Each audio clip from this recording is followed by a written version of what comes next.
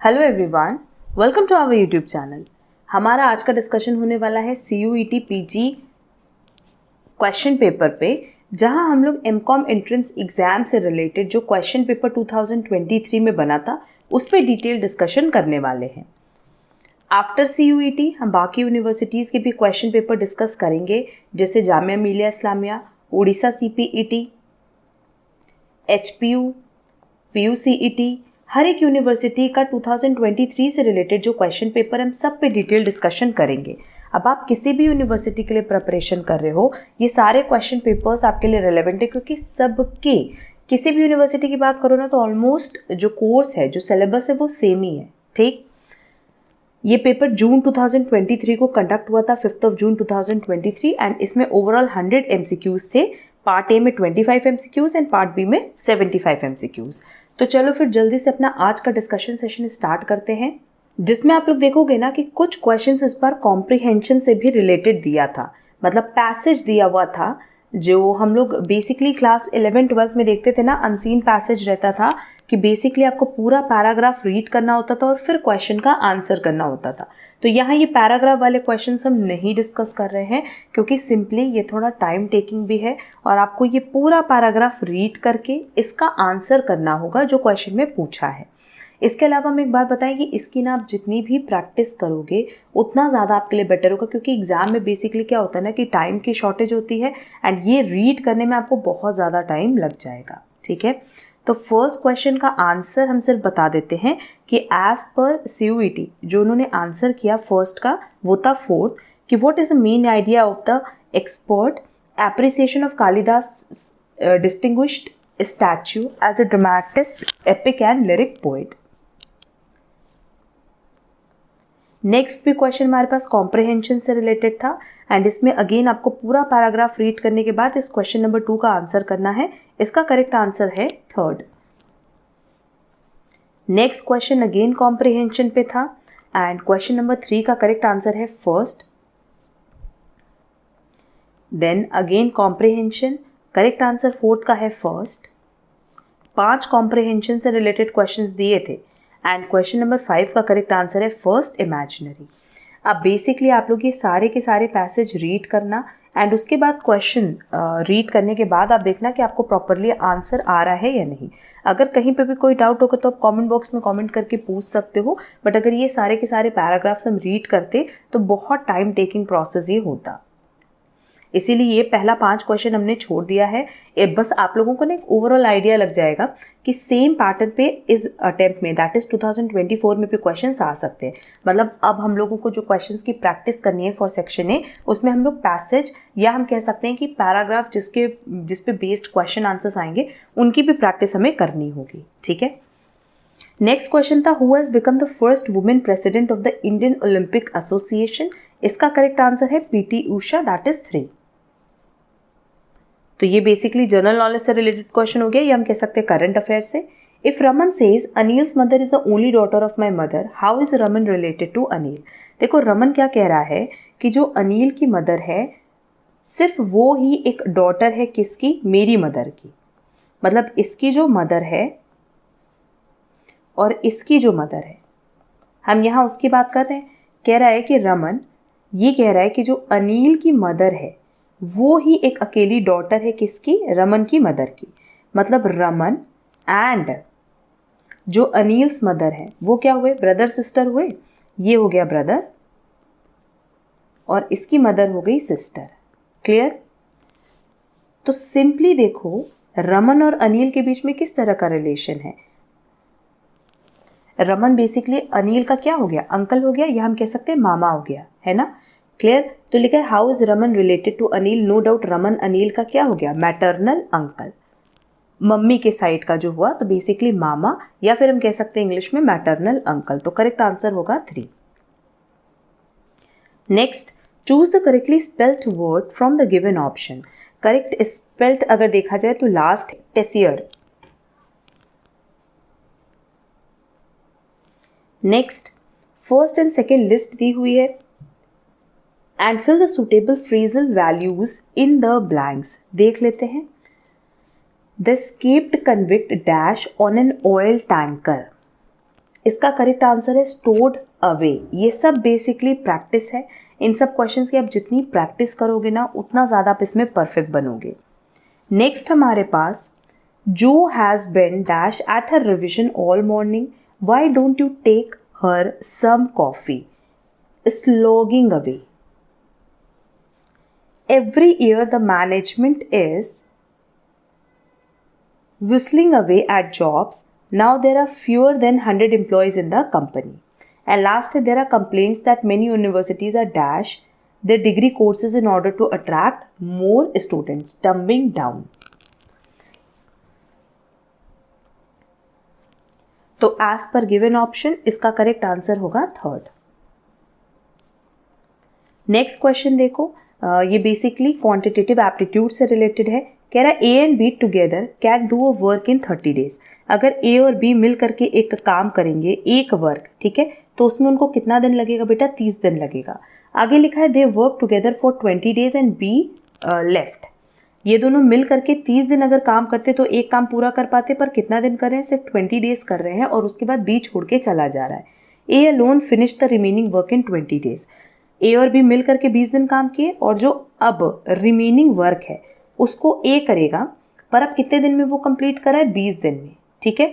तो मतलब जो काम 30 दिन में कंप्लीट करते ए और बी मिल करके, अब वो टोटल कितने डेज में कंप्लीट हो रहा है? 40 डेज में। In how many days A alone can do the whole work. बहुत सिंपल सा क्वेश्चन है। अगर इसके पीछे का आप लोग कॉन्सेप्ट समझोगे ना तो क्वेश्चन बहुत ही ईजिली समझ पाओगे। हम कह रहे हैं कि एक काम ए और बी मिल करके अगर करते एक काम, तो कितने दिन में करते? 30 डेज में वो एक काम कंप्लीट कर देते, ठीक है। बट उन्होंने क्या 30 डेज काम किया? नहीं, उन्होंने तो सिर्फ 20 डेज ही काम किया। तो 20 डेज में उन्होंने कितना वर्क कंप्लीट किया होगा? उन्होंने कंप्लीट किया है सिर्फ 2/3 वर्क, ठीक है। कभी भी अगर हम टोटल वर्क की बात करें तो 1 है, तो रिमेनिंग वर्क कितना हो गया? एक में से 2/3 काम तो हो गया, तो अब काम कितना बचा बेटा? 1/3 काम अभी भी बचा है। और इस 1/3 काम अगर देखा जाए तो किसने परफॉर्म किया? ए ने, वो भी कितने दिन में? 20 डेज में। यहाँ तक तो होपफुली सबको कॉन्सेप्ट क्लियर होगा। बट हमसे क्वेश्चन में बोल रहा है कि in how many days A alone can do the whole work. अगर ये पूरा काम ए को करना पड़ता तो ए कितने दिन में करता? कॉमन सेंस है, देखो, अगर वो 20 दिन में 1/3 काम कर रहा है ना, तो बाकी जो रिमेनिंग काम है, या हम कह सकते हैं कि अगर 1/3 काम कर रहा है, मतलब 33.33% काम वो 20 डेज में कर रहा है, तो 100% काम वो कितने दिन में करेगा? बट ऑब्वियस 60 डेज में। 3 गुने की बात हो रही है ना। जैसे 1/3 है, मल्टीप्लाई बाय 3 अगर हम कर दें तो ये हो जाएगा 1 वर्क। तो अगर इस साइड आप 3 से मल्टीप्लाई करो तो इस साइड भी तो 3 से मल्टीप्लाई करोगे। तो टोटल अगर ए को अकेले ये काम करना होता तो कितने दिन में करता? 60 डेज में। अब बहुत सारे स्टूडेंट्स क्या करते हैं ना कि इसके फॉर्मूले को मगअप करने की कोशिश करते हैं और उसी की वजह से आप लोग को प्रॉब्लम क्रिएट होती है। क्योंकि देखो सेक्शन ए के लिए ना कहीं पे भी कुछ भी फिक्स नहीं है सिलेबस, तो कुछ भी एग्जाम में पूछ सकता है। तो एग्जाम में आप अगर अपना कॉमन सेंस लगाओगे ना तो बहुत ही ईजिली आप लोग क्वेश्चन सॉल्व कर पाओगे। नेक्स्ट क्वेश्चन है, the central government on Wednesday launched the early childhood care and education program with keeping for the national education policy 2020। तो as per given option इसका correct answer है 3। Next, a sum of money lent on compound interest amounts to rupees 968 in 2 years at the rate 10% per annum. Interest compounded annually. Find the sum।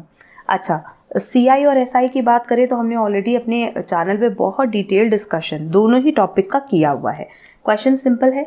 अगर हमारे पास question में लिखा है कि जो total amount आ रहा है वो है 968, हमारे पास टाइम दिया हुआ है 2 इयर्स का, रेट दिया हुआ है 10% का, सिर्फ हमारे पास प्रिंसिपल तो नहीं दिया हुआ है। और कंपाउंड इंटरेस्ट का हम सीधे सीधे फॉर्मूला लगा ले, amount is equal to principal 1 + R divided by 100 to the power t।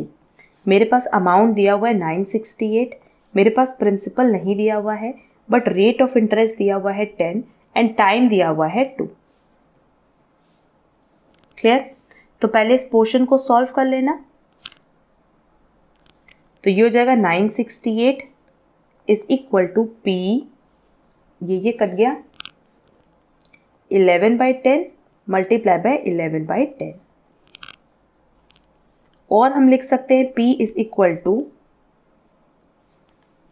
यहाँ लिख दे रहे हैं P is equal to 968 multiply by 10 multiply by 10 cross multiply by किया है डिवाइडेड बाय 11 मल्टीप्लाई बाय 11।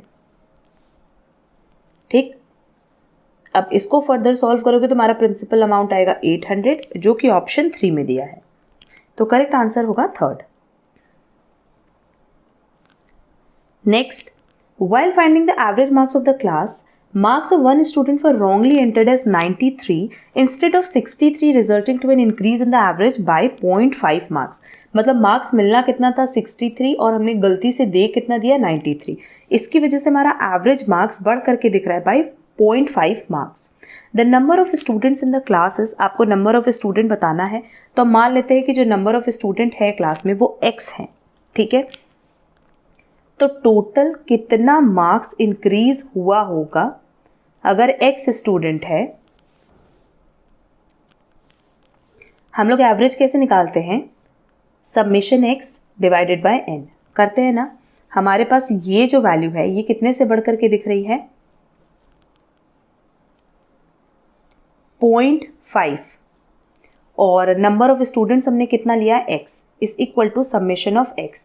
तो टोटल मार्क्स मेरे पास कितना आया होगा 1/2x या हम लिख सकते हैं 0.5x। क्लियर। अब देखो अगर हमें टोटल नंबर ऑफ स्टूडेंट्स चाहिए तो half x is equal to जो एरर हुआ है 93 माइनस 63, तो half x is equal to 30 और x इज इक्वल टू 60। तो total number of students class में कितने रहे होंगे 60। तो करेक्ट आंसर होगा थर्ड। अब देखो क्वेश्चन नंबर 14 हम नहीं सॉल्व करवाएंगे और इसका रीज़न है क्योंकि ना जब इस पैटर्न पे क्वेश्चंस दिए रहते हैं तो सिंपली आपको इनके फॉर्मूला लर्न होने चाहिए। ये डायरेक्टली फॉर्मूला बेस्ड क्वेश्चन है। तो जब हम इस टॉपिक पे क्वांटिटेटिव एप्टीट्यूड के कुछ टॉपिक इस बार हम डिस्कस करेंगे अपने चैनल पे, तो वहाँ ना ये टॉपिक हम डिस्कस कर लेंगे और नो डाउट सेम पैटर्न पे क्वेश्चन अब एग्जाम में नेक्स्ट टाइम तो नहीं आना है, बट हाँ इसकी प्रैक्टिस या इसका आंसर जो डिटेल आंसर है वो हम आपको उसी सेशन में बताएंगे जब हम इस पर डिटेल एक क्लास अपलोड करेंगे जहाँ हम सारे फॉर्मूलाज लर्न कराएंगे जो एग्जाम पॉइंट ऑफ व्यू से रेलेवेंट है। पर एज पर आंसर शीट इसका करेक्ट आंसर है 4। Next, Suraj's school bus is facing north when it reaches his school. After starting from Suraj's house, it turns right twice and then turn left before reaching the school. Which direction was the bus facing when it left the bus stop in front of Suraj house? देखो question अच्छे से read करना। Question में कह रहा है कि जो सूरज की स्कूल बस है वो किस डायरेक्शन में है। जब वो स्कूल पहुंच रही है तो वो नॉर्थ डायरेक्शन में है और हमें पता है कि ये नॉर्थ है, ये साउथ है, ये ईस्ट है और ये वेस्ट है।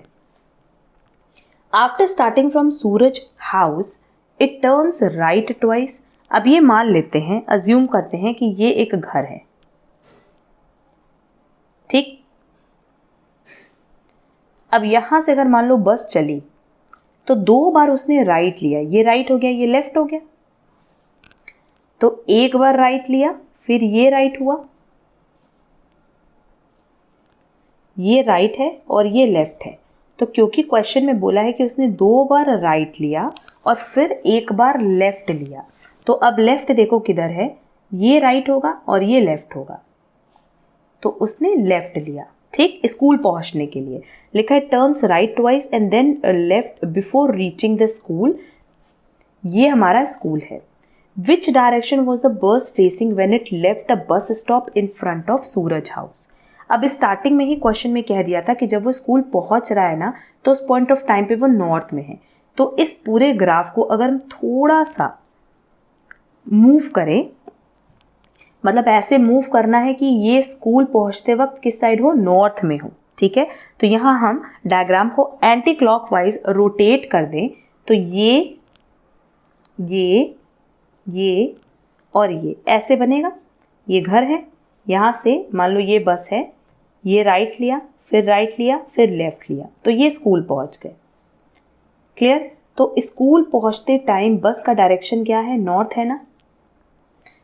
और घर से निकलते वक्त बस का डायरेक्शन क्या है? वेस्ट। क्लियर? क्योंकि अगर हम वेस्ट डायरेक्शन मान रहे हैं तभी तो ये राइट और ये लेफ्ट है। होपफुली क्लियर होगा। तो करेक्ट आंसर होगा सेकेंड, वेस्ट।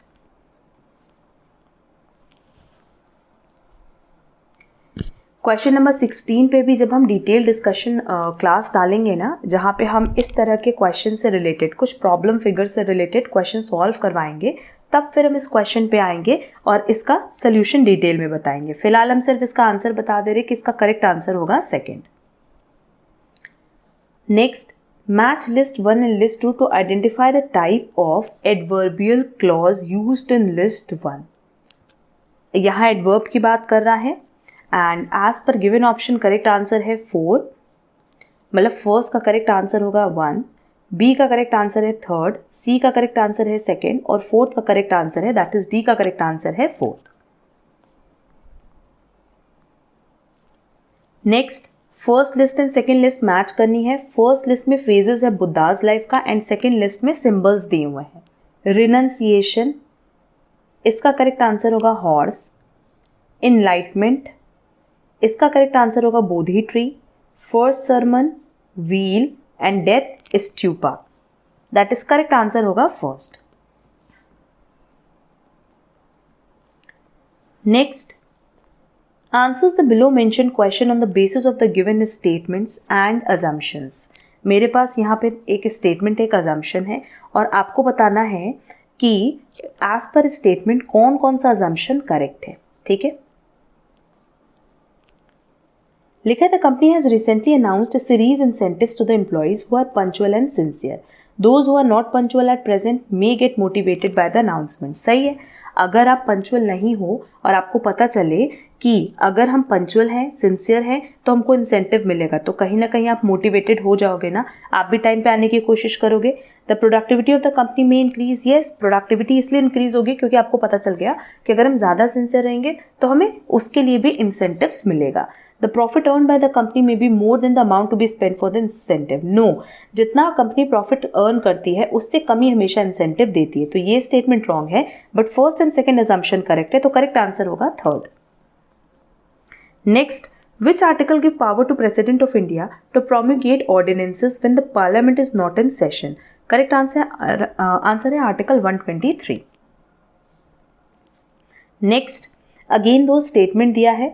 फर्स्ट स्टेटमेंट है green revolution is the phrase generally used to describe the spectacular increase that took place during 1968। Green revolution was introduced by Lal Bahadur Shastri. आपको बताना है कि क्या ये दोनों स्टेटमेंट करेक्ट है। तो देखो, फर्स्ट स्टेटमेंट तो करेक्ट है कि 1968 में ही ग्रीन रिवोल्यूशन हुआ, बट ये जो सेकेंड स्टेटमेंट है ये इनकरेक्ट है, क्योंकि सेकेंड स्टेटमेंट में लिखा है कि green revolution was introduced by Lal Bahadur Shastri. No, इसका इंट्रोडक्शन हुआ था by MS Swaminathan. Basically MS Swaminathan को हम लोग फादर भी कहते हैं of the green revolution in India. ठीक है, तो करेक्ट आंसर होगा 3rd कि स्टेटमेंट 1 तो करेक्ट है बट स्टेटमेंट 2 इनकरेक्ट है।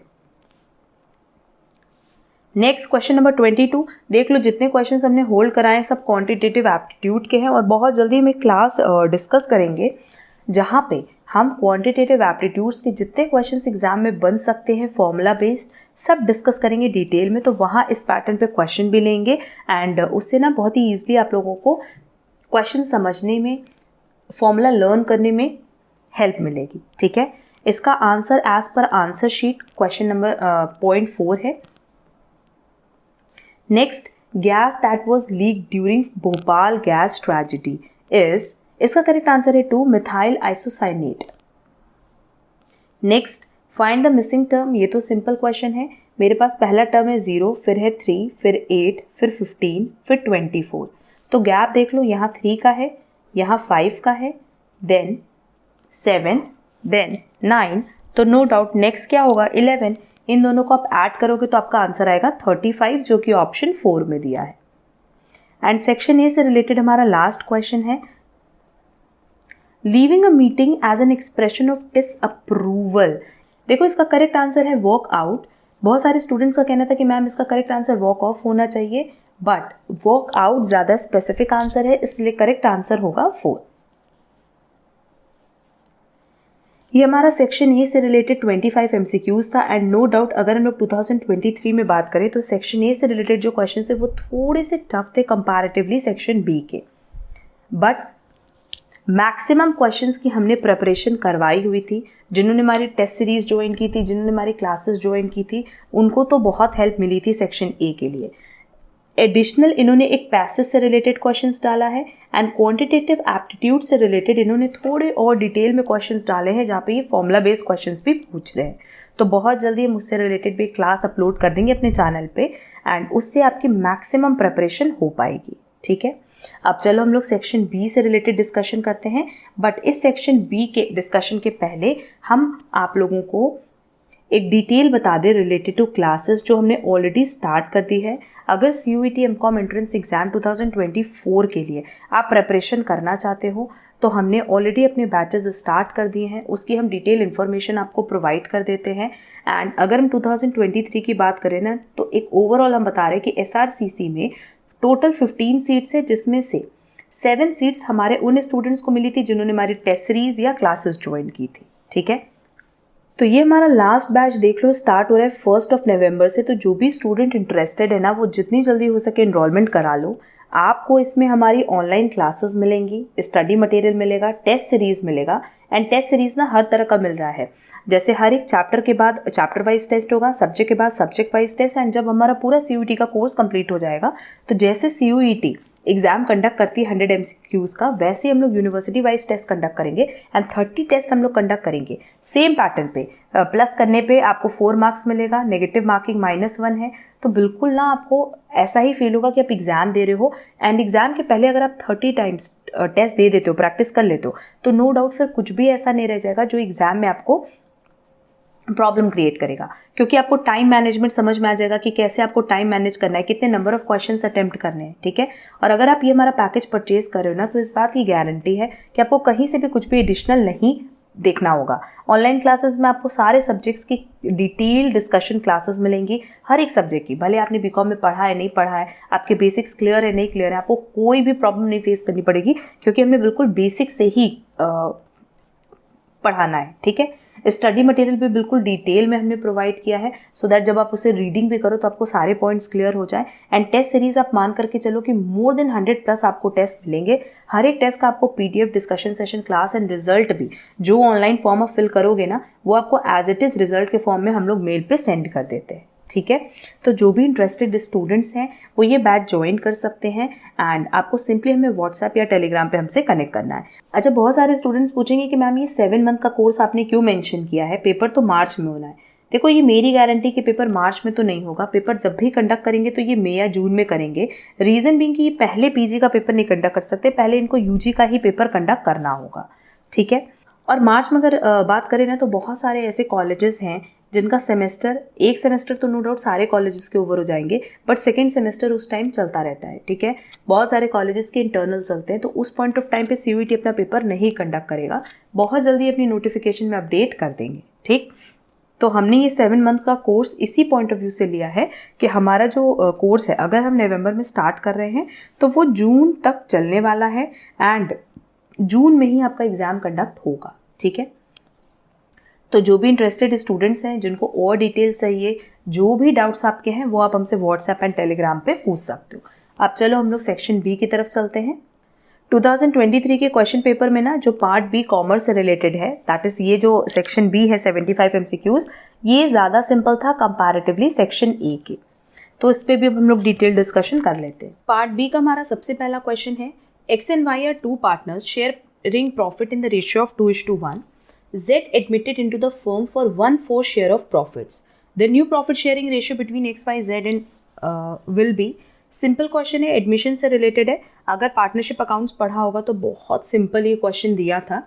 बेसिकली देखो, हमारे पास पहले 2 पार्टनर थे X और Y और इनका रेशियो था 2:1। बाद में एक नया पार्टनर आया Z और उसको टोटल प्रॉफिट का कितना मिल रहा है बेटा, 1/4। तो अगर हम माने कि हमारे पास टोटल प्रॉफिट 1 रुपये का है जिसमें से हम 1/4 प्रॉफिट किसको दे रहे हैं, Z को, तो रिमेनिंग प्रॉफिट कितना हो जाएगा, रिमेनिंग प्रॉफिट होगा 1 - 1/4 दैट इज 3/4। अब क्योंकि टोटल प्रॉफिट अगर 1 है तो उसमें से 1/4 तो हम Z को दे रहे हैं, बाकी 3/4 किसको देंगे बेटा, X एंड Y को। x का पहले शेयर कितना था, 2/3 था, और y का पहले शेयर कितना था, 1/3।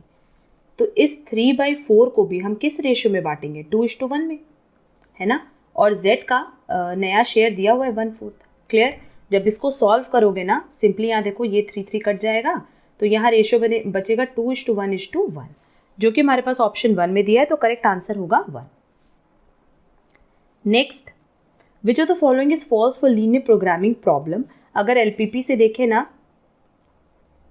तो अब बहुत जनरली 1 या 2 क्वेश्चन मैक्सिमम पूछता है, और वो भी डायरेक्ट थ्योरी पूछता है। इसे न्यूमेरिकल कभी भी एग्जाम में नहीं पूछेगा। हमें ये बताना है कि कौन सा स्टेटमेंट इसमें से फॉल्स है। अ feasible solution is one which meets at least one of the constraint of the problem. सबसे पहला ही ऑप्शन गलत है, क्योंकि फिजिबल सोल्यूशन का मतलब क्या होता है, जहाँ पे मतलब एक ऐसा सोल्यूशन जो कि प्रॉब्लम के सारे कंस्ट्रेंट को, सारी कमी को सेटिस्फाई करता है। और यहाँ क्या कह रहे हैं, एटलीस्ट वन। तो यहाँ हम एटलीस्ट वन की बात नहीं करते, सबकी बात करते हैं, ऑल की। An optimal solution to a linear programming problem in a feasible solution which optimizes, ये तो करेक्ट है। For a linear programming model the feasible region may change if non binding constraints are deleted, yes. For a linear programming problem to be unbounded its feasible region must be unbounded. ये तीनों statement correct है, but first statement incorrect है, और हमसे question में false ही पूछा था, तो करेक्ट आंसर होगा first. Next, the style of leadership in which the leader allows substantial participation by members of the group in the management and decision making process is known as democratic leader। सारे leaders, जितने भी types of leadership हैं, types of leaders हैं, सबकी definition अच्छे से पढ़ लेना, क्योंकि एग्जाम में इससे रिलेटेड क्वेश्चंस हर साल ही पूछता है। Next, as per the companies act 2013 schedule 3 part 1 the correct sequence of presentation of financial information in the balance sheet are. आप देख लेते हैं कि बैलेंस शीट में सबसे पहले क्या आएगा, money received, no. Long term borrowings, no. Authorise share capital सबसे पहले आएगा। Trade payables, profit for the current year, ये दूसरे नंबर पे आएगा। Money received against share warrants, ये तीसरे नंबर पे आएगा। लॉन्ग टर्म बोरिंग्स फोर्थ है, एंड ट्रेड पेबल्स जो कि बेसिकली करंट लाइबिलिटीज है, ये फिफ्थ आएगा। ठीक है, तो अगर सीक्वेंस देखा जाए तो C, then E, then A, B, D, और इस सीक्वेंस में ऑप्शन 3 दिया है, तो करेक्ट आंसर होगा 3। Next, in the central government budget which one is treated as capital receipt. अब कैपिटल रिसीट का मतलब पता होगा कि एक ऐसी रिसीट जिसका आपको जो फ़ायदा है वो कई साल तक मिलेगा। हम जब भी कैपिटल आइटम की बात करते हैं तो हम ऐसे आइटम की बात करते हैं जिसका बेनिफिट या जिसका पेमेंट आपको 1 साल के बाद ही करना होता है, या 1 साल से ज़्यादा उसका बेनिफिट मिलता है। Clear. Taxes on property and Capitals, taxes on commodity and services, interest receipts and dividend, net market borrowing. Net market borrowing, क्योंकि अगर आप बोरोइंग कर रहे हो, मतलब मार्केट से अगर पैसा उठा रहे हो, तो नो डाउट इसका पेमेंट आपको 1 साल के बाद ही करना होगा, तुरंत नहीं करना होता है ना। बट इन सब का बेनिफिट कब तक रहेगा, फॉर 1 ईयर, तो करेक्ट आंसर होगा 4। Next, arrange the 5 stages of the process of recruitment in a sequence. देख लेते हैं ऑप्शन क्या क्या दिया है। Strategy development, then planning, then evaluation and control, screening, searching. देखो सबसे पहले होगा प्लानिंग, फिर होगा स्ट्रैटेजी का डेवलपमेंट, फिर उसके अकॉर्डिंग हम लोगों को सर्च करेंगे, देन स्क्रीनिंग होगी। स्क्रीनिंग मतलब जो इंटरव्यूज़ वगैरह होते हैं, सिलेक्शन प्रोसीजर होता है, एंड लास्ट में होगा इवैल्यूएशन एंड कंट्रोल। तो as per given option correct answer होगा फर्स्ट। नेक्स्ट,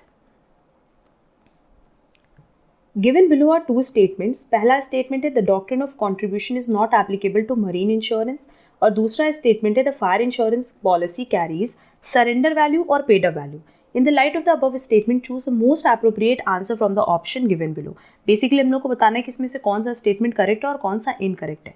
तो नो डाउट दोनों ही इनकरेक्ट है, क्योंकि अगर हम लोग डॉक्ट्रिन ऑफ कंट्रीब्यूशन की बात करें तो डॉक्ट्रिन ऑफ कंट्रीब्यूशन का मतलब क्या होता है कि जहाँ पे आप एक रिस्क को एक से ज़्यादा इंश्योरर के पास कवर कराते हो। ठीक है, मतलब जब हम इंश्योरेंस जो है, जैसे अगर मान लो हम कह रहे हैं कि एक पर्टिकुलर हमारे पास आइटम है, इसकी इंश्योरेंस अगर हमने 2 इंश्योरर क्या कराई है, तो ये बेसिकली प्रिंसिपल ऑफ कंट्रीब्यूशन है। ठीक है, और ये ना doctrine of contribution marine insurance के केस में एप्लीकेबल होता है। तो फर्स्ट स्टेटमेंट इनकरेक्ट है। और दूसरे स्टेटमेंट में क्या बोला है कि fire insurance policies surrender value या पेड अप वैल्यू कवर करती है। नो, अगर हम फायर इंश्योरेंस की बात करें तो ये भी एक जनरल इंश्योरेंस पॉलिसी है, और फायर इंश्योरेंस पॉलिसी में सिर्फ जितना रिस्क है उसी की कवरेज होती है, वहाँ पे हम सरेंडर वैल्यू या पेड अप वैल्यू की बात नहीं करते हैं। क्लियर, मतलब पॉलिसी के एंड पे किसी भी तरह की कोई सरेंडर वैल्यू या पेड अप वैल्यू नहीं होती है। बेसिकली जितने का आपने इंश्योरेंस कराया है, इफ़ इन केस अगर फायर अकर करती है तो उतने का आपको पेमेंट मिलेगा। ठीक है, तो फर्स्ट स्टेटमेंट भी इनकरेक्ट है, सेकंड स्टेटमेंट भी इनकरेक्ट है, तो करेक्ट आंसर होगा second, that is both statement 1 and 2 incorrect. Next, again हमारे पास दो स्टेटमेंट दिया हुआ है और हमें बताना है कि कौन सा करेक्ट है कौन सा इनकरेक्ट। कह रहा है commercial paper is an unsecured short term promissory note negotiable transferable by endorsement and delivery with a fix maturity period, ये स्टेटमेंट तो करेक्ट है। And commercial bills are short term negotiable self liquidating instrument with low risk. ये अगर आपने commercial paper and commercial bills के बारे में पढ़ा होगा तो आपको पता होगा कि जो दोनों स्टेटमेंट है ये दोनों ही करेक्ट है। दैट्स वाई फर्स्ट इसका करेक्ट आंसर होगा, both statement 1 and 2 are correct. Next, the pricing strategy that seeks to exploit economies of scale by pricing the product below the competitors in one market and adopting a penetration strategy in another is called differential pricing strategy। नाम से भी समझ में आ रहा है ना, क्योंकि आप दो जगह अलग अलग पॉलिसीज अडॉप्ट कर रहे हो। तो ये किस तरह की प्राइसिंग स्ट्रैटेजी हो गई? Differential pricing strategy. और देख लो ये सारे के सारे डायरेक्ट क्वेश्चन है, इसलिए हमने बोला कि जो कॉमर्स से रिलेटेड क्वेश्चन थे वो तो कंपैरेटिवली ईजी थे पार्ट ए से।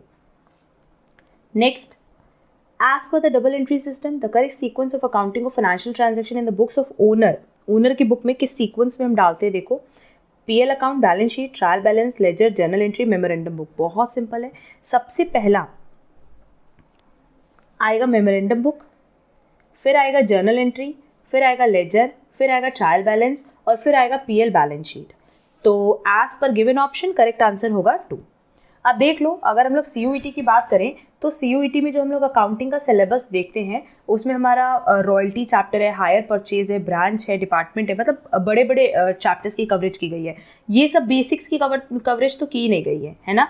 बट हमने अपने मॉक टेस्ट पेपर में, मॉडल टेस्ट पेपर में, सैम्पल पेपर्स में, मैराथन क्लासेस में इस पैटर्न पे क्वेश्चन सॉल्व करवाए हैं। इनफैक्ट हमने टेस्ट सीरीज में भी इस पैटर्न पे क्वेश्चंस रखे थे, क्योंकि हम लोगों को इसका आइडिया है कि सीयूईटी भले अपने सिलेबस में मेंशन ना करे बट जितने भी बेसिक पॉइंट्स है related to costing subject, income tax, accounting, वो एग्जाम में पूछते ही पूछते हैं। ठीक है, चलेंगे नेक्स्ट क्वेश्चन पे। A limited company registered their business in SEZ, that is a special economic zone, and start the manufacturing of handmade wooden articles. The business generated handsome profit. At the end of the financial year, they submitted ITR within the due date and claiming deduction under Section 80 IAB by submitting the relevant documents to the tax authority. The reduction of tax liability in this way, आपने सब कुछ proper plan करके किया है, तो इस पूरे definition को हम कहेंगे टैक्स प्लानिंग। अवॉइडेंस हमने की नहीं, इवेजन की नहीं, चोरी किया नहीं, मैनेजमेंट नहीं है, बेसिकली टैक्स प्लानिंग है। एंड इस तरीके से जब आप सेक्शन 80 IAB या किसी भी सेक्शन के अंडर क्लेम कर रहे हो और सारे डॉक्यूमेंट्स टाइमली सबमिट कर रहे हो तो ये आपकी टैक्स प्लानिंग है, सो दैट आपको थोड़ा बहुत टैक्स में डिडक्शन मिल सके। तो करेक्ट आंसर होगा first. Next, the gross domestic product that is GDP, इसको हम कैसे डिफाइन करेंगे? Market value of final goods and services produced in the economy plus income earned locally bye the foreigners minus income earned abroad by the nationals. इसका first option ही correct है। Next, यहाँ पे हमें match the following करना है, basically learn करने वाली चीज़ थी। अगर आपने लर्न किया होगा कि कौन सी थ्योरी किसने इंट्रोड्यूस की है तो ये क्वेश्चन बहुत ही ईजिली आप अटेम्प्ट कर पाओगे। हॉथोर्न एक्सपेरिमेंट, ये एक्सपेरिमेंट किसका था? Elton Mayo. Need hierarchy theory, Maslow. Motivation hygiene theory, Frederick. And theory X and Y, Douglas McGregor. That is correct option होगा सेकेंड। ये सब हमने अपनी क्लास में भी कराया है, टेस्ट सीरीज में भी कवरेज कराई थी इसकी, और मैराथन क्लास में भी सेम पैटर्न पे हमने बहुत सारे क्लासेस कराए हैं। तो देखो, जो एक हमने प्लेलिस्ट बनाई हुई है related to marathon classes, no doubt ये हर एक एग्जाम के लिए रेलेवेंट होगी, तो ये 2024 के लिए भी इक्वली रेलेवेंट है। आपको मोर देन 2,000 to 3,000 क्वेश्चंस यहाँ पे मिलेंगे एंड प्रैक्टिस कर लो, अभी से स्टार्ट कर दो इस पूरी प्लेलिस्ट को। इसके अलावा हमने एक सैम्पल पेपर और प्रैक्टिस सेट से रिलेटेड भी आप लोग के लिए प्लेलिस्ट बनाई हुई है, वो प्लेलिस्ट भी equally relevant exam point of view से, उस पर भी फोकस अभी से स्टार्ट कर दो, क्योंकि जितने क्वेश्चंस की प्रैक्टिस करोगे ना उतना ही आपको हेल्प मिलेगी एग्जाम में। चलेंगे नेक्स्ट क्वेश्चन पे। अगेन हमारे पास दो स्टेटमेंट दिया और हमें बताना है कौन सा स्टेटमेंट करेक्ट है और कौन सा इनकरेक्ट है। The rich line between the production plan in which substitution between two inputs is technically feasible without affecting the output? Yes.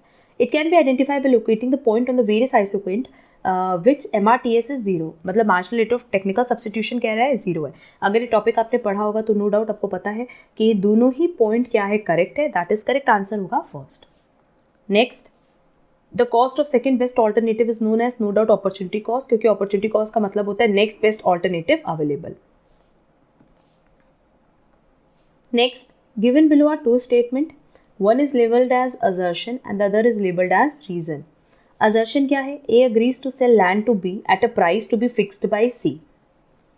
C refuses to fix the price. The contract is enforceable. No, जब A B से कह रहा है कि हम आपके साथ तब कॉन्ट्रैक्ट करेंगे जब C फिक्स करेगा प्राइस. अगर C प्राइस ही फिक्स नहीं करा है तो क्या कॉन्ट्रैक्ट इन्फोर्सेबल हो सकता है? नहीं हो सकता है. The contract can be enforceable and valid if there is certainty in terms, है ना. अगर आप जो भी टर्म्स एंड कंडीशंस रख रहे हो उसमें सर्टेनिटी, जैसे अगर मान लो ए ने बी को बोला कि हम आपको ऑयल सेल करेंगे, तो यहाँ पे आपने कुछ मेंशन ही नहीं किया कि आप कोकोनट ऑयल की बात करो या सनफ्लावर ऑयल की बात करो. तो जो भी टर्म्स एंड कंडीशंस में बिल्कुल सर्टेन होगा तभी आपका कॉन्ट्रैक्ट इन्फोर्सेबल एंड वैलिड माना जाता है. क्लियर. तो असर्शन तो करेक्ट नहीं है बट रीजन करेक्ट है, इसीलिए as per given option correct answer होगा कि assertion is not correct but reason is correct. Next, again match the following, इसको लर्न कर लेना. 11th finance commission A.M. Khusro. 12th finance commission, इसके चेयरमैन थे Rangarajan. 13th finance commission Vijay Kelkar and 14th finance commission Y.V. Reddy. That is as per given option correct answer होगा first. Next, costing से related question है और again यहाँ सीधे सीधे डेफिनेशन पूछा है.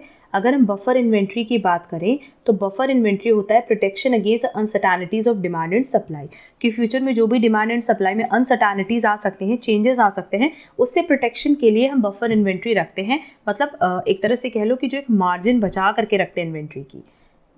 Next, anticipation inventory held according to anticipation of future demand, जैसी फ्यूचर डिमांड होगी उसके अकॉर्डिंग जो आप इन्वेंट्री मेंटेन करते हो. Decoupling inventory works as shock absorber in case of contingency and movement inventory का मतलब होता है transportation time is involve in transferring the resources, कि रिसोर्सेज को एक प्लेस से दूसरे प्लेस पहुंचाने में जो ट्रांसपोर्टेशन टाइम होता है उसको हम कहते हैं movement inventory. That is as per given option correct answer होगा 2.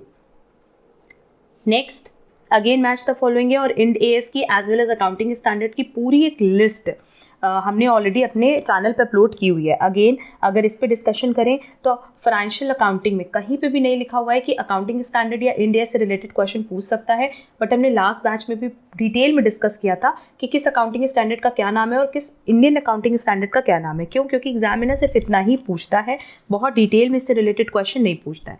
तो इसकी क्लास जो हमने अपडेट की है अपने चैनल पे, उसकी लिंक आपको डिस्क्रिप्शन बॉक्स में मिल जाएगी, वहाँ से वो क्लास ज़रूर से कवर कर लेना.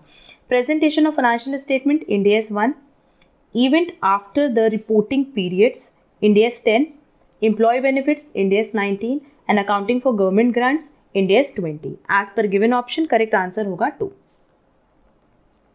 नेक्स्ट, आपको अरिथमेटिक मीन निकालना है. हमारे second channel that is CA Kajal Dirolia, जहाँ पे हमने स्टैटिस्टिक्स की सारे क्लासेस अपडेट की हैं, वहाँ पे आपको बहुत ही ईजिली अरिथमेटिक मीन से रिलेटेड डिटेल डिस्कशन मिल जाएगा. सीधे सीधे आपको submission x divided by n करना है. एंड यहाँ पे अगर देखो, अगर हम नंबर ऑफ वर्कर्स हमारे पास दिया हुआ है तो इसको फ्रीक्वेंसी ले लो और ये x ले लो, तब भी हम कैलकुलेट कर सकते हैं fx divided by summation f करके. ठीक है, थोड़ा सा लेंथी प्रोसेस होगा बट डायरेक्ट इसी से हम लोग सॉल्व कर लेंगे. ये हो जाएगा 1000, 900, 800 एंड 2500.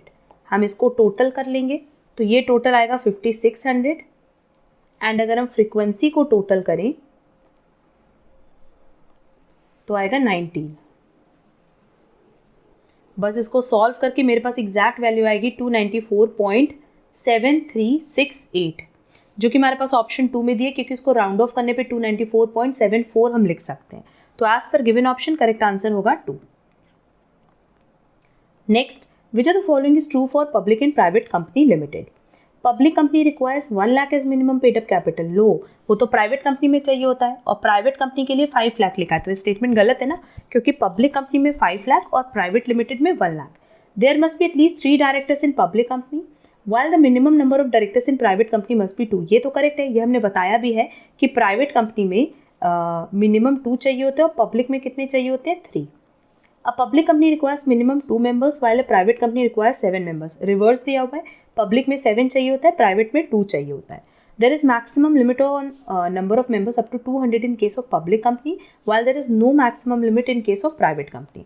बल्कि ये प्राइवेट के लिए लिमिट है 200 की और पब्लिक के लिए लिमिटेड है मैक्सिमम की। ठीक है, तो ट्रू कौन सा है, सेकंड स्टेटमेंट ट्रू है, बाकी सब इनकरेक्ट है। बाकी सब में जो पब्लिक लिमिटेड पे एप्लीकेबल होगा वो प्राइवेट के लिए दिया है और जो प्राइवेट पे एप्लीकेबल होगा वो पब्लिक के लिए दिया है। Next, among the following events in the sequence of the happening from oldest event to latest event, आपको सीक्वेंस बताना है। तो देखो सीक्वेंस के साथ साथ यहाँ पे हम आप लोगों को ईयर भी बता रहे हैं। सबसे पहले ना securities and exchange board setup हुआ था इन 1992।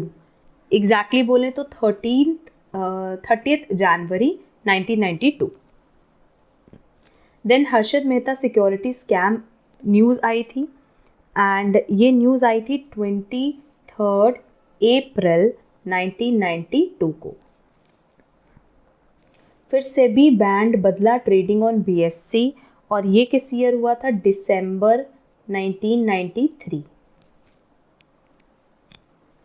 देन निफ्टी आया एग्जिस्टेंस में on 22 April 1996 and last one is NSDL was created और ये क्रिएट हुआ था 1996 में, बट इसकी डेट थी 8 अगस्त 1996। क्लियर, तो ये सीक्वेंस था and as per given option correct answer है 2। Next, which one of the following is quantitative model of time series analysis for business forecasting. Given option में सिर्फ एक्सपोनेंशियल स्मूथिंग मेथड ही quantitative है, बाकी सब क्वालिटेटिव है। Next, हमारे पास again 2 statement दिया और आपको बताना है कि कौन सा करेक्ट है कौन सा इनकरेक्ट है। Repo rate is a rate of interest at which commercial bank borrows the funds from RBI, yes. Reverse repo rate is a rate of interest that commercial banks get when they lend funds to RBI, yes. दोनों ही हमने बताया कि repo rate क्या होता है, reverse repo rate क्या होता है and as per given option correct answer होगा first. Next, national stock exchange of India was established in, देखो इसका आंसर ना गलत दिया हुआ है। जो आंसर शीट है इसमें इसका आंसर लिखा था 1994, बट मेरे अकॉर्डिंग इसका करेक्ट आंसर होना चाहिए 1992, इसलिए ऑप्शन 2 इसका करेक्ट आंसर होगा। ठीक है, अगर हम NSE की बात करें तो ये इनकॉर्पोरेट हुआ था 1992 में एंड अपना ऑपरेशन इसने स्टार्ट किया था अप्रैल 1993 में।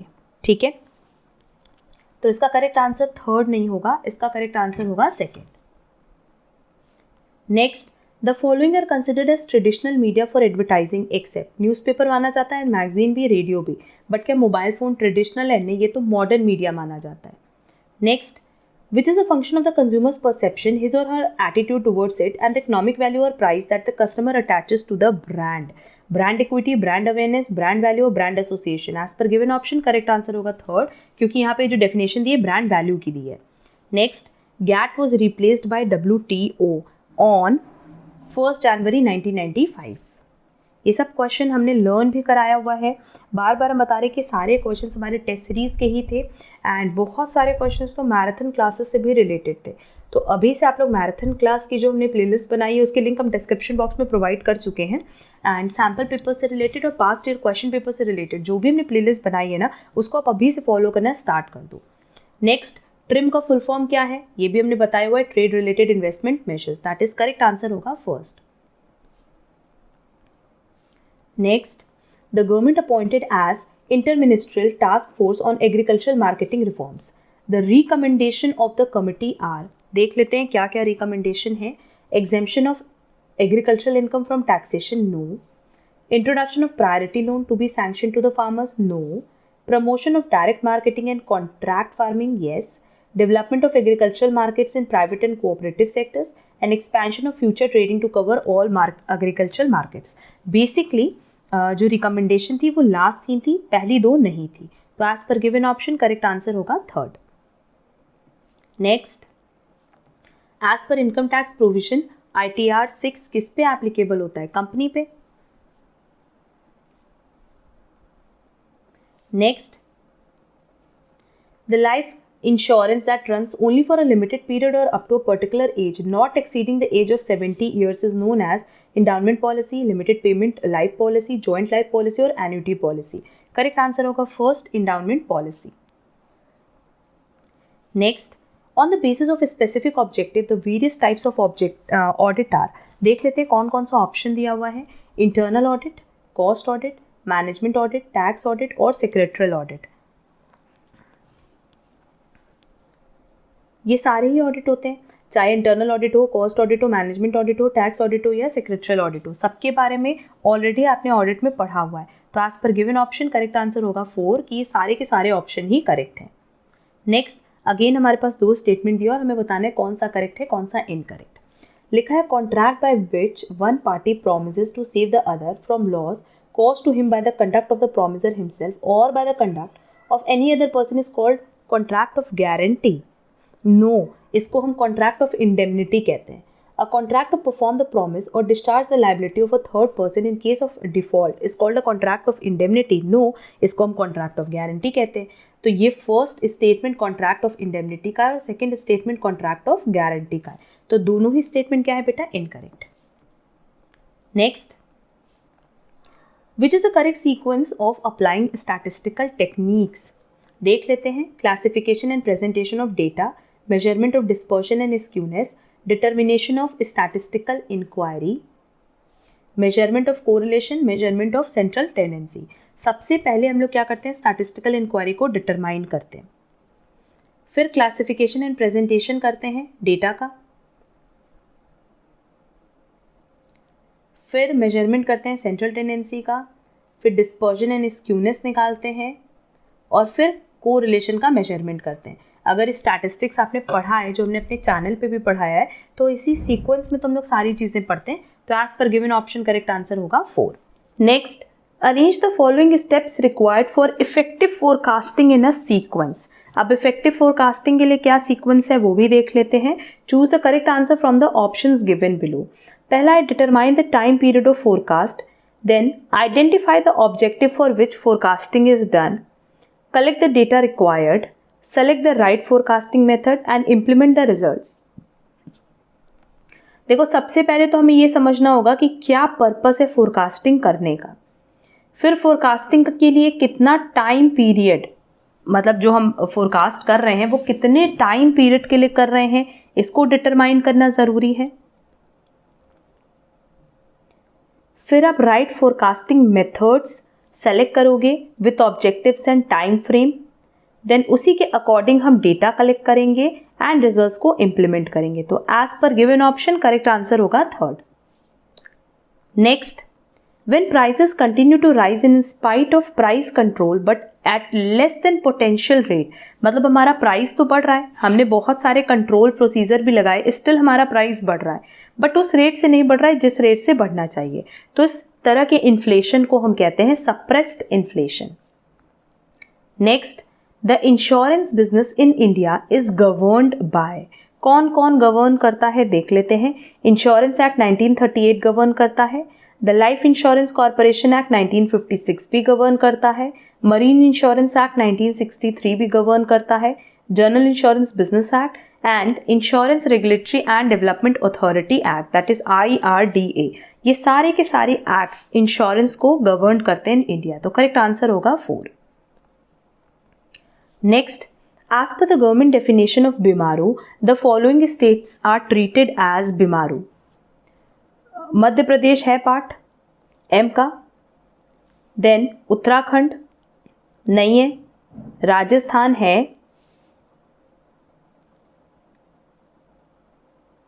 उत्तर प्रदेश है. आंध्र प्रदेश नहीं है. ACD इसका पार्ट है, दैट इज करेक्ट आंसर होगा 2. Next, given below are 2 statement. पहला असर्शन है, दूसरा रीजन है. आपको बताना है कौन सा करेक्ट है कौन सा इनकरेक्ट है. Just in time is an inventory management technique in which the carrying cost of goods is minimum. Yes.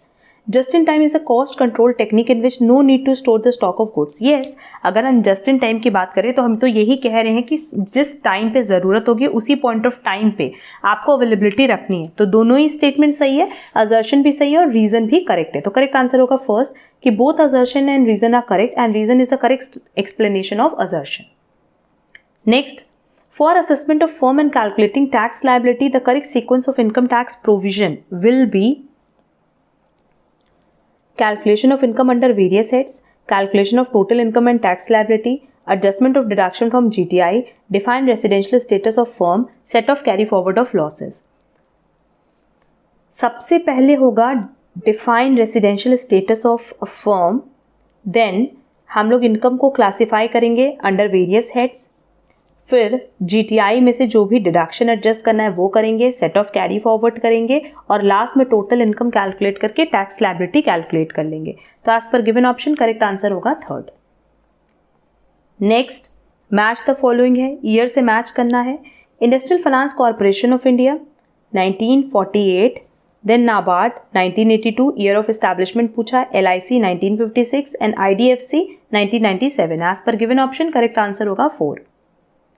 Next, which type of costing technique is appropriate in the following situation? When each work is unique, when each work is easily identifiable, when costs are assigned to and accumulated for each work। जहाँ हम हर एक work की बात कर रहे हैं तो no doubt job costing, क्योंकि जॉब कॉस्टिंग में हर एक जॉब यूनिक होगा दूसरे जॉब से, आइडेंटिफिएबल होगा और हर के लिए आप कैलकुलेशन भी अलग करोगे। तो करेक्ट आंसर होगा फर्स्ट जॉब कॉस्टिंग।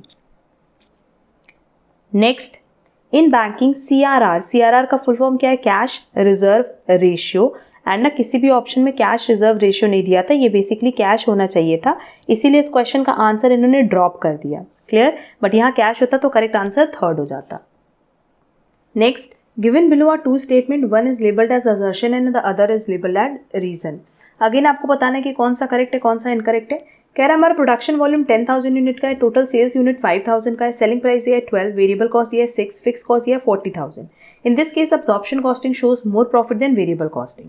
एंड दूसरा है कि the variable costing considered full cost for product costing and inventory valuation.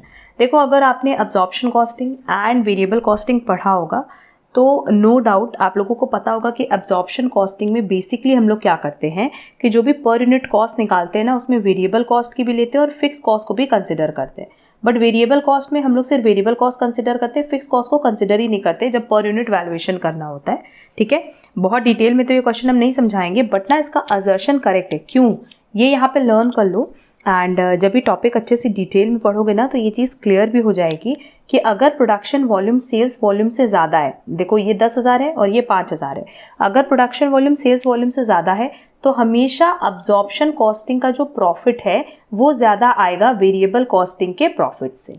Clear? अगर हमारा प्रोडक्शन कम होता सेल से तो जस्ट रिवर्स होता कि जो अब्जॉर्प्शन कॉस्टिंग का प्रॉफिट है वो हमेशा कम आएगा वेरिएबल प्रॉफिट के कॉस्टिंग से। एंड अगर production is equal to sales है तब दोनों का ही प्रॉफिट हमेशा बराबर आएगा। क्लियर? एंड अगर चाहते हो कि ये डिटेल सोल्यूशन हम प्रोवाइड कर दें तो ज़रूर से बताना, इस पे ना हम एक क्लास ही अपलोड कर देंगे जहाँ पे ये टॉपिक कि absorption costing and variable costing की प्रॉफिट हम कैसे कैलकुलेट करते हैं इस पे हम डिटेल डिस्कशन कर लेंगे। तो इसका मतलब हमारा फर्स्ट असर्शन तो करेक्ट है क्योंकि यही कह रहा है कि अब्जॉर्प्शन कॉस्टिंग का प्रॉफिट ज़्यादा होगा। हाँ, the variable costing considered full cost for product costing and inventory valuation. No, variable cost में हम लोग फुल कॉस्ट कभी नहीं लेते, हम लोग क्या लेते हैं? Only variable cost.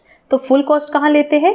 Absorption costing में। तो असर्शन करेक्ट है but reason is not correct. ठीक है, तो एज पर गिवन ऑप्शन क्या होगा करेक्ट आंसर कि असर्शन करेक्ट है but reason not correct. Clear? और बाकी एक बार मेरे को कमेंट बॉक्स में कमेंट करके बताना, अगर ये टॉपिक नहीं क्लियर होगा ना तो हम बहुत अच्छे से एक छोटा सा एग्जांपल लेके इसको क्लियर कर देंगे। नेक्स्ट इज गिवन बिलो और टू स्टेटमेंट। पहला है the indirect taxes basically imposed by the government to control the consumption. Yes, the burden of indirect taxes can be shifted. Yes, correct answer होगा both assertion and reason are correct and reason is the correct explanation of assertion. Next, the alternative minimum tax will be calculated on, ये हमेशा calculate होता है adjusted total income पे। Next, which e-commerce transactions give the benefit of removing middlemen in between? No doubt business to consumer, क्योंकि यहाँ पे आप directly consumer से डील कर रहे हो तो वहाँ मिडलमैन की कोई ज़रूरत नहीं होती। तो as per given option correct answer होगा first. Again first and second को मैच करना है, सिर्फ यहाँ पे डेफिनेशन दी हुई है। अगर हम जॉब डिज़ाइन की बात करें तो इसका काम होता है enhance employees interest in doing job, job rotation, add variety and reduce boredom in job, job enlargement, add variety and number of tasks, job enrichment, gives high degree of control over the work। तो as per given option correct answer first ही है और इसी sequence में सारी चीज़ें दी भी हैं। The capital market in India does not include, financial intermediaries होते हैं, डेवलपमेंट फाइनेंशियल इंस्टीट्यूशंस होते हैं, बट बिल मार्केट इसका पार्ट नहीं है। तो as per given option correct answer होगा थर्ड। मेजर्स ऑफ डिस्पर्जन है, फॉर्मूला है, सब पे हमने डिटेल डिस्कशन किया हुआ है। रेंज की बात करें तो highest value minus smallest value, mean deviation summation dx divided by n जो कि दिया भी हुआ है फोर्थ में, यहाँ बेसिकली मॉड डी की बात करते हैं। स्टैंडर्ड डेविएशन का फर्स्ट दिया हुआ है under root summation d square divided by n and inter quartile range है q3 minus q1। As per given option correct answer है थर्ड। नेक्स्ट यहाँ देखो मैच द फॉलोइंग दिया हुआ है, लिस्ट 1 लिस्ट 2। सिंपली हम लोग को सिर्फ इसकी डेफिनेशन बतानी है। Laplace principle, uncertain about events then treat them equally probable. Principle से लर्न कर लेना। Savage principle, selecting course of action that minimises the maximum regret. Hurwicz principle, view point falls between extreme pessimism and extreme optimism. And last is maximum principle. इसके लिए option 3 बचा, तो as per given option correct answer है third. Next, foreign exchange management act come into force on, ये basically activate हुआ था 29 दिसंबर 1999 को and कोई भी ऑप्शन में मेरे पास 1999 नहीं दिया था, इसीलिए इस क्वेश्चन के आंसर को ड्रॉप कर दिया गया। इसका करेक्ट आंसर लर्न कर लेना। Next, an audit which is authorized, governed and made compulsory under any statute is called, no doubt statutory audit क्योंकि ये compulsory है, बाकी compulsory नहीं है। Which of the following is not a tangible customer value? Experience value, functional value, economic value and convenience value, not a tangible customer value बोला है। बाकी tangible है, but अगर experience value की बात करें तो वो कभी भी tangible नहीं हो सकता क्योंकि आप उसको कभी भी देख नहीं सकते, टच नहीं कर सकते, सिर्फ फील कर सकते हो। नेक्स्ट, अगेन देखो हमारे पास एक ऐसा क्वेश्चन दिया है जिसमें असर्शन रीजन दिया और हमें बताना है कौन सा करेक्ट है कौन सा incorrect. Assertion in case of fully paid up share the members can not be asked to contribute any further if the company goes into liquidation. Yes, अगर आपने पूरा का पूरा शेयर का पेमेंट कर दिया है तो उस केस में कभी भी लिक्विडेशन के टाइम आपसे कोई भी पैसा नहीं मांगा जा सकता। नेक्स्ट है the liability of the members of a company is limited to the amount remaining unpaid on the share subscribe by them. Yes, अगर आपने 10 रुपये का शेयर खरीदा और आप उस पर सिर्फ 5 रुपये का पेमेंट कर रहे हो तो लिक्विडेशन के टाइम पे यही 5 रुपये की डिमांड कंपनी कर सकती है। तो नो डाउट यहाँ असर्शन रीजन दोनों करेक्ट है और रीजन एकदम करेक्ट एक्सप्लेनेशन है असर्शन का। Next, AB Limited uses the following standard mix for production A goods 50 kgs of material X at a standard price of ₹20 and 20 kgs of material Y at a standard price of 40। Actual mix देखो दिया हुआ है और हमें बताना है material mix variance. Material mix variance का formula hopefully आप लोगों को पता होगा, है ना। और इस क्वेश्चन का सल्यूशन आप लोग कमेंट बॉक्स में कमेंट करना, जिसका करेक्ट आंसर होगा उसका आंसर हम पिन कर देंगे। सिंपली देखो स्टैंडर्ड कॉस्टिंग की बात करें ना तो उसमें सिर्फ आप लोग को फॉर्मूला ही लर्न ही करना होता है। फॉर्मूला के अलावा उसमें कुछ भी नहीं पूछता। अगर फॉर्मूला पता है तो डायरेक्टली आप क्वेश्चन सॉल्व कर सकते हो। इसका करेक्ट आंसर ना थर्ड दिया हुआ है 200 फेवरेबल और यही आएगा भी। बस इसका डिटेल सोल्यूशन कोई कमेंट बॉक्स में डालना सो दैट हम उसको पिन कर सके। अगर नहीं सॉल्व हो पाएगा कोई बात नहीं है, हम इसका करेक्ट आंसर टेलीग्राम पे भी अपडेट कर देंगे और साथ ही साथ कमेंट बॉक्स में भी पिन कर देंगे। Next, the dash is the fundamental document of the company containing the basic conditions on which the company is incorporated. Article of association, prospectus, memorandum of association और रजिस्ट्रेशन सर्टिफिकेट। करेक्ट आंसर होगा memorandum of association. Next, the tax rates in India is fixed by annual finance act. ये सब questions learn करने वाले हैं। Again हमारे पास assertion reason दिया हुआ है। देखो लिखा है the given goods are exception of law of demand. Yes, ये तो एक्सेप्शन है, हमने पढ़ाया भी हुआ है और हमने इकोनॉमिक्स की कई सारी क्लासेस ऑलरेडी अपने चैनल पे डाली हुई है, तो उस पर ये पॉइंट भी डिस्कस किया है। Under given good the demand curve shows negative relationship between price and demand of goods. No, वहाँ पे तो पॉजिटिव डिमांड दिखाता है, तभी तो exception to law of demand है। इसलिए assertion करेक्ट है बट रीजन इनकरेक्ट है, तो करेक्ट आंसर होगा थर्ड। नेक्स्ट डेफिनेशन पूछा है, the measure of total value of all final goods and services produced in the domestic economy during a period of 1 year plus income earn by the foreigners in the country minus income earn by countrymen from abroad is called. ऊपर same question दिया था जिसमें ये definition पूछा था, and as per given option correct answer है GDP, that is gross domestic product. Next दो statement दिया है और आपको बताना है कौन सा स्टेटमेंट करेक्ट है कौन सा incorrect. Vouching is a process of substantiating the occurrence of the transactions recorded in the books of accounts with reference to relevant documentary evidence, yes. And verification is a process of substantiating existence of assets and liabilities. देखो vouching and verification दोनों की ही definition correct दी है, इसलिए correct answer होगा both statement 1 and statement 2 are correct. The technique in which only variable costs are taken into account for the purpose of product costing, inventory valuation and other allied important management decision is known as, अभी हमने ऊपर बताया कि इसको हम लोग variable costing कहते हैं जिसका अदर नेम है मार्जिनल कॉस्टिंग।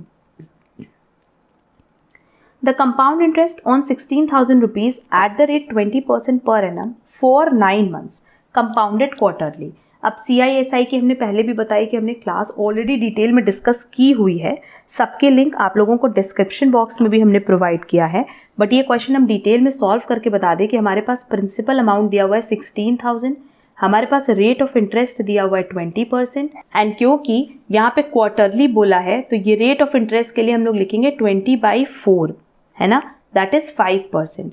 हर क्वार्टर का कितना हो जाएगा 5%। एंड अगर टाइम की बात करें तो टाइम 9 months दिया हुआ है, अगर हम इसको ईयर्स में कन्वर्ट करें तो ये 9/12 हो जाएगा। ठीक, एक साल, और एक साल में कितना क्वार्टर होता है, 4 क्वार्टर होता है, तो जब हम इसको सॉल्व करेंगे तो मेरे पास आएगा 3 क्वार्टर्स। टाइम मेरे पास आ गया 3 क्वार्टर्स। क्लियर? बस अब फॉर्मूले पे वैल्यू रख देंगे, अमाउंट दिया नहीं है, प्रिंसिपल अमाउंट दिया हुआ है 16,000, 1 प्लस रेट ऑफ इंटरेस्ट हमने लिया 5% क्वार्टर का, एंड टाइम कितना लिया 3। क्लियर? इसको सॉल्व करेंगे तो मेरे पास अमाउंट की वैल्यू आएगी 18,522। दोनों को माइनस कर दो, मेरे पास कंपाउंड इंटरेस्ट की वैल्यू आ जाएगी, और कंपाउंड इंटरेस्ट की वैल्यू आएगी 2522। नेक्स्ट मैट्रिसेस एंड डिटर्मिनेंट्स भी हमने अपने चैनल पे डिटेल डिस्कस किया हुआ है। A + B बोला है तो ये हो जाएगा 7 + 1 दैट इज 8, जो कि फर्स्ट ऑप्शन में दिया है। 9 + 0 9, -2 + 5 3। इसी तरीके से देखेंगे तो हमारा ऑप्शन 1 करेक्ट आएगा। नेक्स्ट अगेन हमारे पास 2 स्टेटमेंट दिया और आपको बताना है कौन सा करेक्ट है कौन सा इनकरेक्ट है। Bill of exchange negotiable instrument है, यस।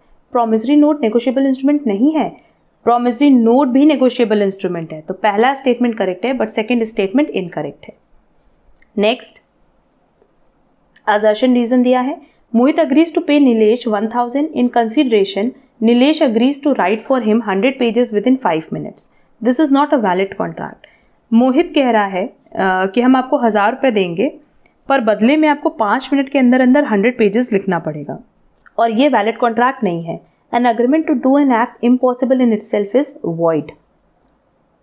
तो देखा जाए तो ये पहला वैलिड कॉन्ट्रैक्ट नहीं है, क्योंकि यहाँ पे कह रहा है कि आप 100 pages लिखोगे विद इन 5 minutes, जो कि पॉसिबल ही नहीं है। यहाँ पे मैं ऐसे एक्ट की बात कर रहे हैं जो कि पॉसिबल नहीं है, इम्पॉसिबल है, और जो इम्पॉसिबल एक्ट होता है उसको हम क्या कहते हैं, वॉइड कहते हैं। ठीक है, तो फर्स्ट एंड सेकेंड दोनों ही करेक्ट है, assertion reason and reason correct explanation है असर्शन का। Next the NPAs of banking organization includes advances whose interest or principal amount remain overdue for a period of 90 days, that is correct answer होगा 2।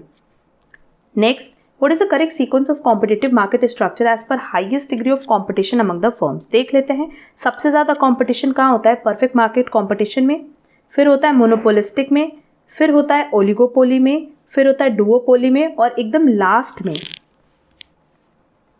होगा monopoly में, क्योंकि वहाँ पे एक ही seller है तो वहाँ पे कम से कम या फिर कह सकते हैं कि बिल्कुल भी कंपटीशन नहीं होता है। तो as per given option correct answer होगा 3rd। Next dash test suggest the buyer being able to recognise an advertisement as belonging to a brand और फर्म एंड और एज वन दैट ही और she has been earlier. ये recognition की definition दी है।